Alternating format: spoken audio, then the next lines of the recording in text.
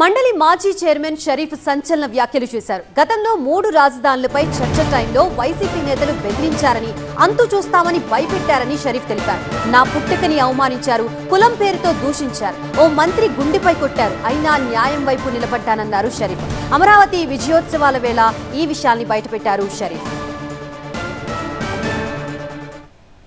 ఏ రకంగా ప్రవర్తించారో ఆ రోజు కనుక విజువల్స్ ఉంటే ఈ వైఎస్ఆర్సీపీ పార్టీని ఎవరు కూడా నమ్మేవాళ్ళు కాదు. కుర్చీల మీద ఎక్కారు, బెంచీల మీద ఎక్కారు, నా టేబుల్ దగ్గరకు వచ్చారు, నానా మాటలు చెప్పారు, ఏకవచనంతో మాట్లాడారు, తిట్టారు. నేను బయటికి వచ్చేటప్పుడు మరి బచ్చుల అర్జునుడు పాపం, అదే రకంగా మన అశోక్ బాబు గారు, వీళ్ళందరూ నాకు తోడుగా వచ్చి బయటికి వెళ్ళటానికి కూడా అవకాశం లేకుండా వచ్చేటప్పుడు, నన్ను బయటికి వెళ్ళేటప్పుడు ఎవరైతే ఒక మంత్రి ఉన్నారో ఆయన మంత్రి నా కులం పేరుతో కాకుండా నా పుట్టుక మీద కూడా ఆయన మరి మాట్లాడటం కాదు, నా గుండెల మీద చేతులతో కొట్టాడు.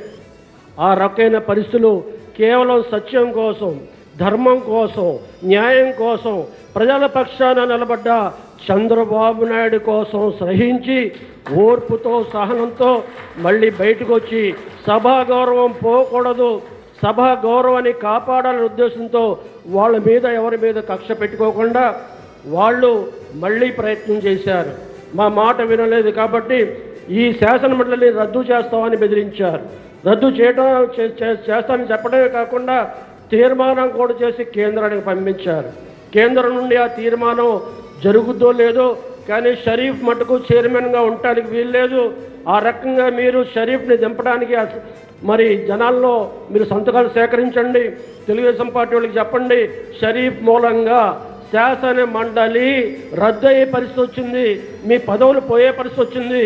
మీరు కనుక ఇప్పుడైనా సరే షరీఫ్ని పదవిచ్యుడు చేయడానికి మీరు మాకు సహకరిస్తే శాసన మండలి లాగా కొనసాగిస్తామని చెప్పి నన్ను చైర్మన్ పదవి నుంచి దింపడానికి కూడా వాళ్ళు చేసిన ప్రయత్నం లేదనే విషయాన్ని ప్రయత్నం చేశారనే విషయాన్ని కూడా ఈ సందర్భంగా గమనించాల్సిందిగా మనం చేస్తున్నా.